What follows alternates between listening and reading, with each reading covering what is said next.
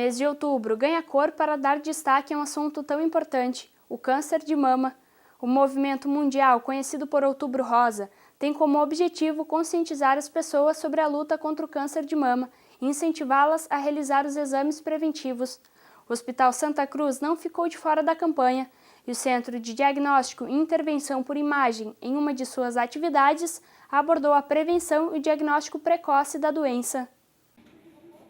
Atualmente, o câncer de mama é a doença que mais mata mulheres no Brasil e no mundo, segundo o Instituto Nacional de Câncer.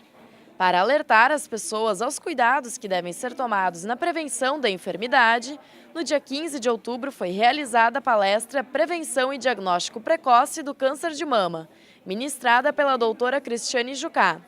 Na atividade, os fatores de risco, as maneiras de prevenção e outras dúvidas sobre a doença foram explicadas. A mamografia é o principal exame para detectar o câncer de mama. Esse método pode identificar a doença quando ela ainda não é visível pela paciente. E se for menor do que 1 centímetro, a chance de cura é de 95%. Através da mamografia foram feitos estudos que se descobriu que é o exame que, se feito em nível de população geral, aquelas pacientes realizam a mamografia, a gente consegue diagnosticar então o câncer no estágio inicial pequeno e com isso as chances de cura da paciente são maiores e com isso a gente reduz morte. Então o único exame comprovadamente por estudos científicos que demonstrou reduzir a morte pelo câncer seria a mamografia. A gente ainda tem a ecografia mamária, a ressonância mamária, tem outros tipos de exames de mama, também temos as punções e biópsias, mas aí são casos a casos, são geralmente exames complementares ou feitos naquelas pacientes que teriam os fatores de riscos mais altos para o câncer de mama. Os fatores de risco baixos estão relacionados a mulheres que não tiveram filhos, que tiveram menopausa ou gestação tardia, que façam terapia de reposição hormonal, entre outros. Já os fatores de risco altos merecem atenção porque geralmente acontecem quando a paciente tem algum parente de primeiro grau que teve a doença. Nesse caso, a prevenção deve começar mais cedo. Eu já faço desde os 20 anos por ter um histórico na família. A médica achou que não fosse necessário tão cedo, porém agora que eu já estou com 26, ela já me aconselha a fazer todos os anos, em função da minha mãe ter tido câncer de mama e ter falecido por causa dele. Então eu já faço um diagnóstico precoce, porque ela teve com 37 anos. Então geralmente a gente começaria 10 anos antes, mas eu preferi já me prevenir um pouco antes.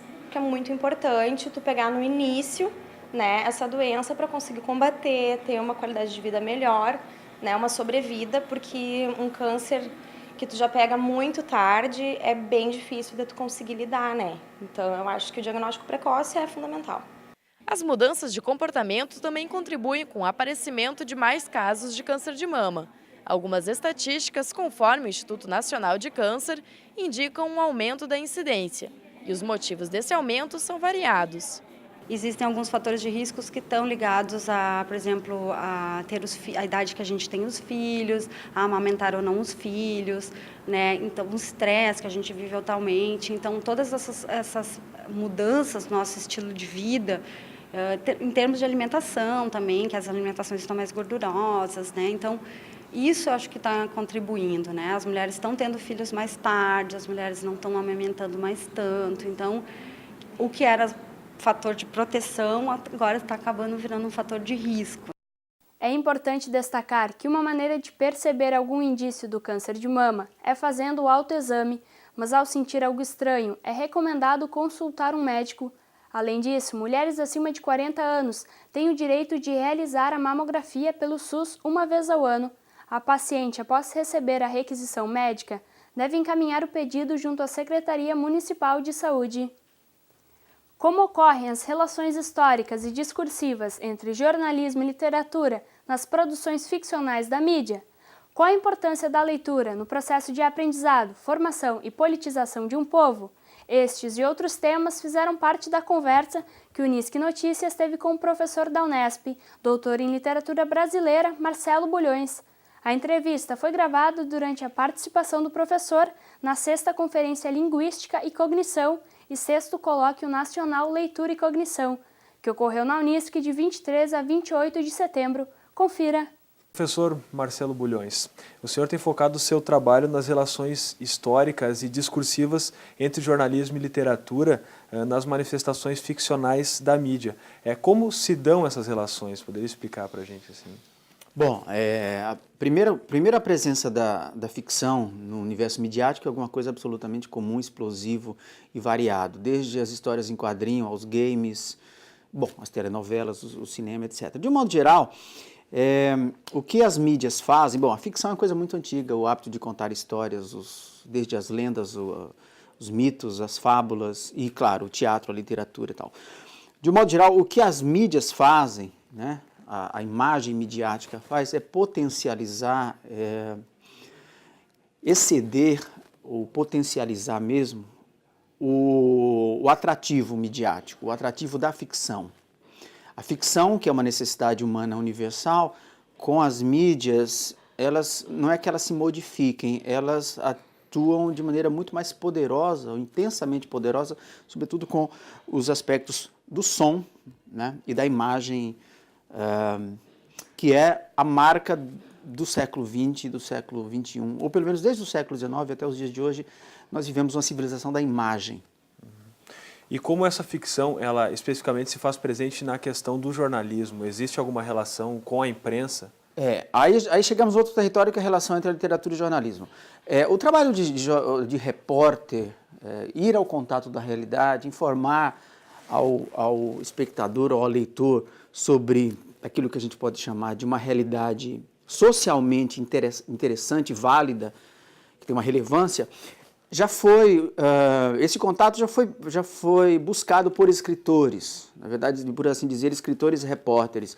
No século XIX, uma época em que a imprensa se moderniza e adquire um padrão que, de certo modo, responde muito pelo que nós vivemos na atualidade, no século XX e no século XXI, em certo sentido, um escritor inglês como Dickens, um escritor francês como Balzac, esses escritores eles se envolviam um pouco com o trabalho de reportagem, como se fossem repórteres, embora não se considerassem como repórteres. Mas ir ao contato, não mais se basear apenas na imaginação, ou não buscar os fatos na ficção, que seria produto da imaginação, mas ir diretamente ao real, no contato com o real.